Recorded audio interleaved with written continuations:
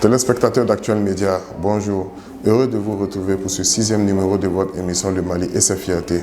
L'émission dédiée à la promotion de ces fils et filles du Mali qui font sa fierté à travers leurs compétences, leurs actions, leur charisme et leur engagement. Nous sommes fiers de lui parce que c'est une ancienne gloire du rugby malien. Ex-capitaine de l'équipe nationale, il est aussi secrétaire général au sein de la Fédération malienne de rugby. Nous sommes fiers de lui parce qu'il nourrit de grandes ambitions pour le rayonnement du rugby au Mali. Nous sommes fiers de lui parce que c'est un entrepreneur à succès qui lutte pour le chômage des jeunes à travers la création d'emplois. Notre fierté nationale du jour, c'est M. Mohamed Bonaventure Sangaré et il incarne un véritable modèle en termes de leadership et de reconversion. Découvrons-le un peu plus. Bonjour M. Sangaré. Bonjour. Merci pour l'occasion que vous nous faites de nous recevoir chez vous. Merci. Un mot à l'endroit des téléspectateurs qui nous suivent. Oui, bonjour à tous les téléspectateurs. Et merci de nous suivre. Et bonjour à vous aussi, à tous les techniciens, tout ça. Voilà. Bonjour. Alors, comment est-ce que le rugby est rentré dans votre vie et à quel moment vous avez su que vous allez suivre cette voie? Ah bon, le rugby est rentré dans ma vie il y a très longtemps. Je peux dire depuis mon enfance, depuis que nous avons l'habitude de voir les joueurs internationaux de la France, comme les Chabal, tout ça, depuis qu'on est enfant. Donc je voyais le rugby, le match de rugby à la télé. Je voulais vraiment devenir un rugbyman. Parce que c'est un sport que j'ai adopté depuis que je suis enfant. Et je peux dire, à partir de 7 ans, 8 ans, on regardait beaucoup déjà la télé, regarder les matchs de rugby, mais malheureusement, on n'a pas eu l'accès, on n'a pas eu d'endroit où jouer au rugby. Donc très tardivement, j'ai commencé le rugby en 2007, 2006-2007. Donc c'est depuis ce moment que j'ai commencé à pratiquer le rugby grâce à un ami. Et j'ai été international, je suis entraîneur aujourd'hui. Et voilà. Et quel est votre meilleur souvenir en compétition? Bon, nous avons beaucoup de souvenirs en compétition. Parce que le rugby, ça reste un sport de combat. Et les souvenirs, je dirais, lorsque on a rapporté la Coupe d'Afrique de notre zone. Ça fait partie de nos meilleurs souvenirs. Voilà. Contrairement, et votre pire souvenir? Ah, ça c'est les blessures. Lors des grandes compétitions, il y a des blessures qui arrivent. Je me rappelle avec le Niger, une fois, quand j'étais très prêt à jouer, et j'ai eu une blessure au début du match, ce qui m'a rendu un peu triste. Surtout quand on constate qu'on laisse les copains sur le terrain, qu'on ne peut rien faire, tout ça, ça fait beaucoup mal. Oui, ça c'est vrai.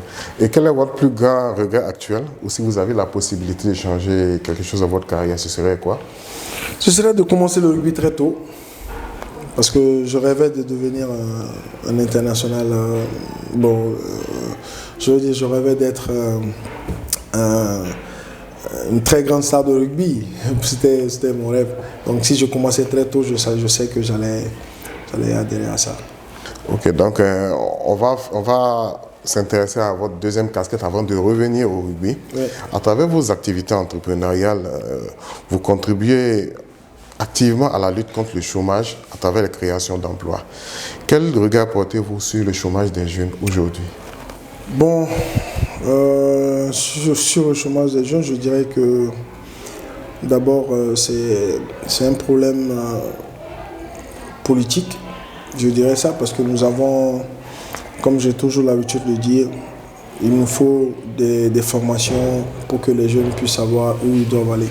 Parce qu'aujourd'hui, il y a l'État qui nous dirige vers les universités et tout ça, mais en réalité, ça ne nous ressemble pas. Nous sommes un pays pauvre, nous devons vraiment avoir des écoles professionnelles, des écoles adaptées aux techniques pour pouvoir avancer.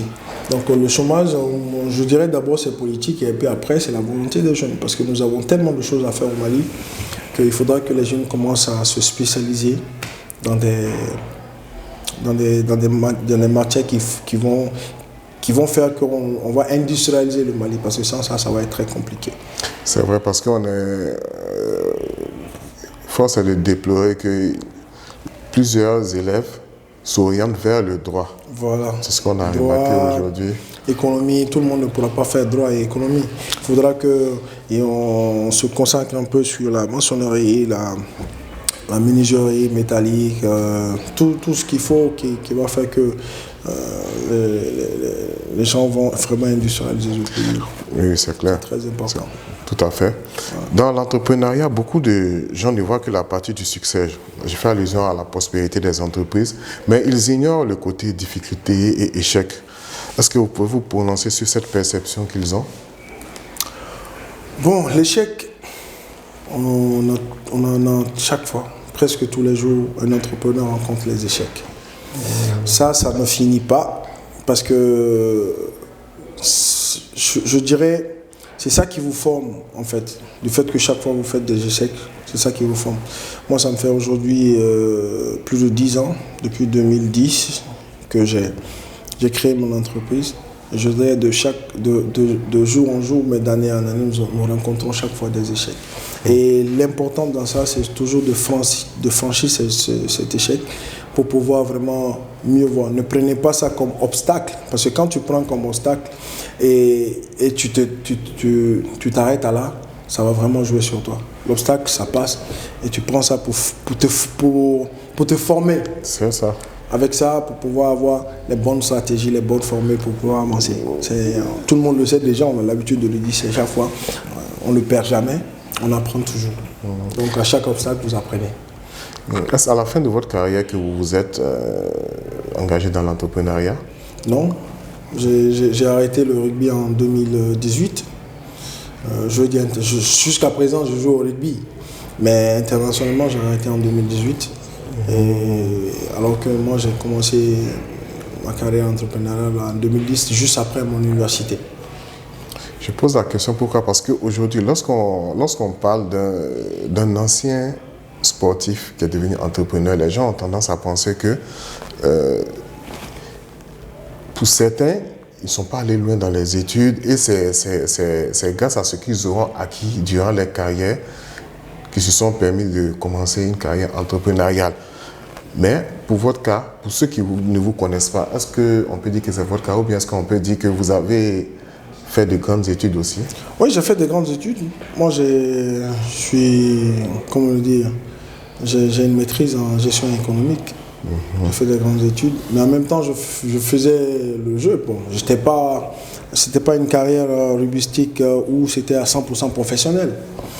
On jouait au rugby, mais en même temps, l'étude, c'était primordial pour nous. Parce que, en fait, ce que je comprends très bien. En fait, le grand souci, c'est que les gens ne mélangent pas les deux. Mais ça, c'est très grave, en fait. De nos jours, il faudra vraiment étudier pour être vraiment un bon sportif.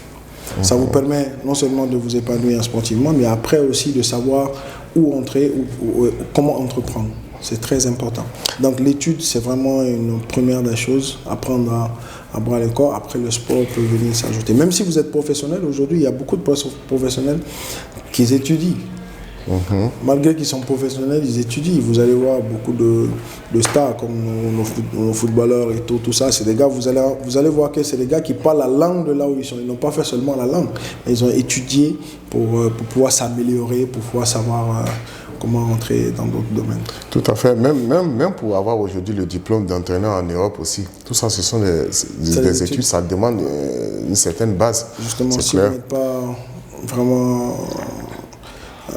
si vous n'êtes pas vraiment au top, vous ne pouvez pas être entraîneur de nos jours, même arbitre.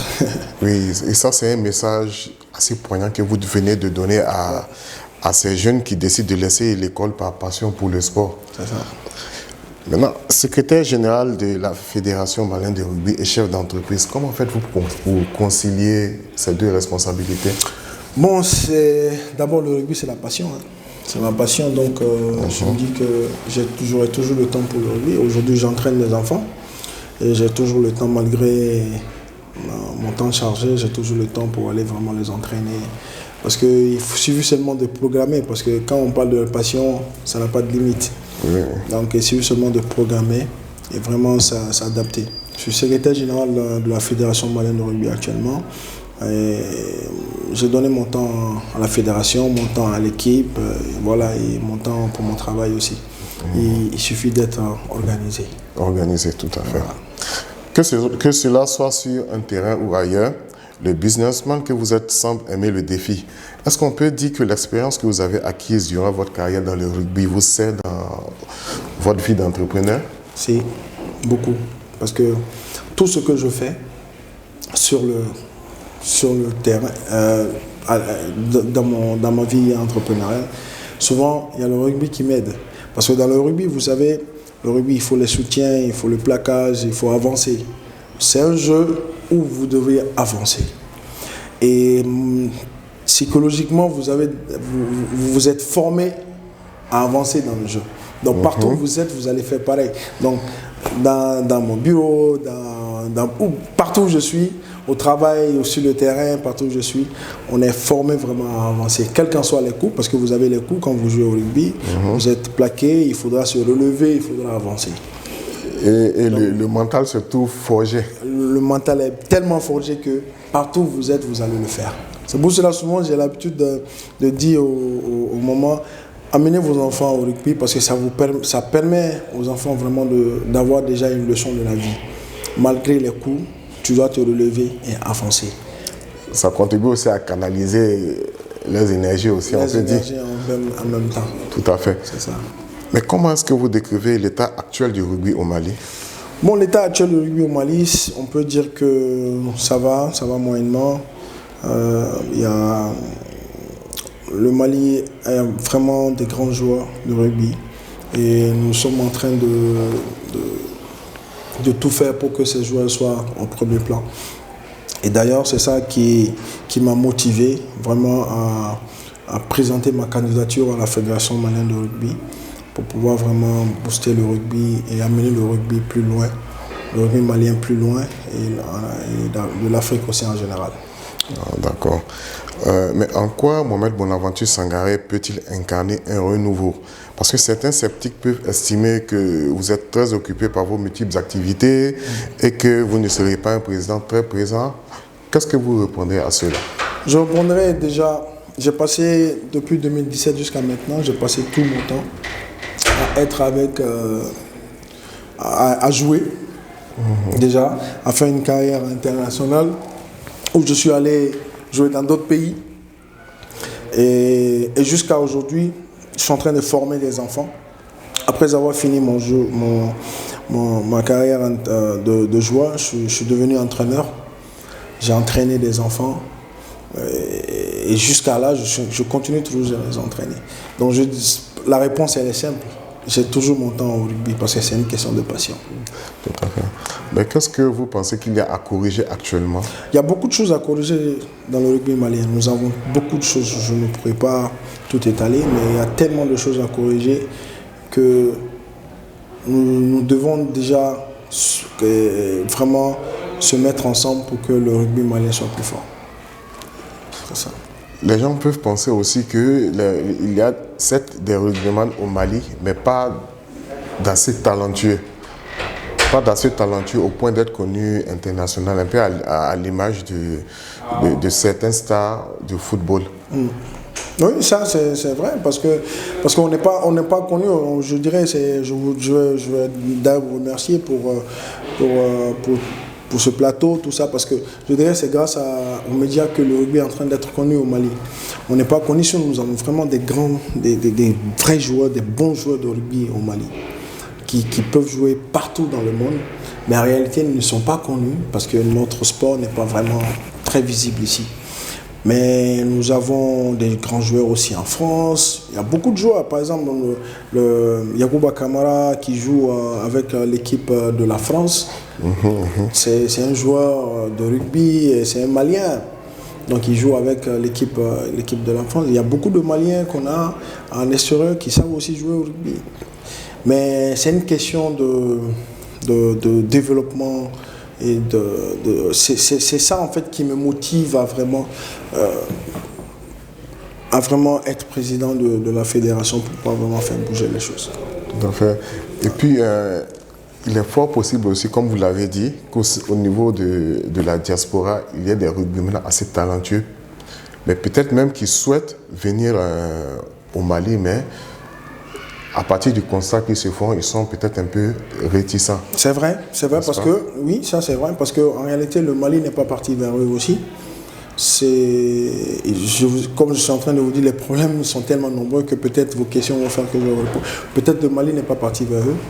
Et je le redis encore, c'est pour cela que je suis candidat et je veux vraiment partir vers eux pour pouvoir faire du Mali un grand pays de rugby. Aussi, les jeunes rugbymen au Mali, compte tenu aussi de l'état actuel, on est forcément tenté de penser qu'ils sont sur la voie du découragement. Donc, à ceux-là, quel message, à cette jeune génération, quel message vous les apporteriez? Je leur dirais de ne pas se décourager, parce que nous avons... D'abord, le découragement n'est pas rugbyman, ça on le sait. Mais moi, ma vision pour le rugby est tellement grande que nous n'avons pas le temps pour se décourager. Nous avons tellement de programmes pour faire développer ce sport qu'il n'y aura pas le temps pour se décourager. Le plus grand truc pour nous, c'est de jouer et d'avancer toujours, comme le dit le rugby. Donc, il n'aura pas du tout le temps pour se décourager. Oui. Vous incarnez un véritable modèle prouvant qu'un sportif de haut niveau est capable de gérer à merveille sa reconversion. Quel conseil donneriez-vous aux sportifs de haut niveau désirant se convertir à la fin de leur carrière dans l'entrepreneuriat? Bon, il y a tellement de conseils à donner, mais je dirais seulement en quelques phrases ce que vraiment il faut quand vous êtes sportif de haut niveau. D'abord, essayez toujours de vous approcher des gens qui sont déjà dans le domaine. Ça vous évite beaucoup d'erreurs. C'est très important de s'approcher aux gens qui, je ne dirais pas moi, mais des gens comme nous, comme moi, qui sont déjà dans les deux, de s'approcher d'eux, de discuter avec eux, ça va vraiment les empêcher de rentrer dans des erreurs. Même s'ils vont faire des erreurs, ça va être vraiment minime. Effectivement, parce que j'en veux pour preuve certains cas où il est arrivé qu'il y a eu des anciens sportifs finalement qui sont sur le plan financier qui ont totalement sombré à la fin de leur carrière. Parce qu'ils ne se sont pas approchés sûrement de quelqu'un s'approcher de quelqu'un qui est dans le domaine n'est pas dit de se confier à 100% à la personne. C'est juste partir prendre des conseils pour savoir comment ça se passe, je veux faire ci, je veux faire ça. La personne peut vous donner des conseils qui va faire que vous-même vous allez analyser et puis savoir comment vous allez investir. Tout à fait. Voilà. Donc, nous arrivons à la fin de cette émission. Quel est votre mot de la fin? Bon, mon mot de fin, c'est juste pour vous remercier d'abord vous, M. Ndiaye, et remercier votre structure Actuel Média, et remercier vos techniciens, remercier tous ceux qui sont en train de me regarder. Et je dirais, pour le rugby, pour l'entrepreneuriat, moi je suis prêt à vraiment faire évoluer les choses. Nous sommes jeunes et puis la jeunesse du Mali a vraiment besoin de nouvelles choses pour pouvoir vraiment se développer. Bravo pour ce message.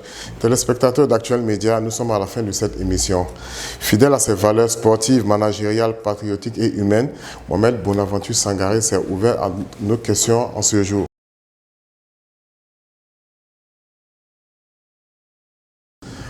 Pour quelqu'un qui peut apporter quelque chose d'assez novateur dans le rugby malien. Merci beaucoup, M. Sangaré, et plein succès à vous. Merci à vous aussi. Merci beaucoup, chers téléspectateurs, de nous avoir suivis. Rendez-vous très prochainement pour un prochain numéro et d'ici là, excellente suite de programmes sur Actuel Média.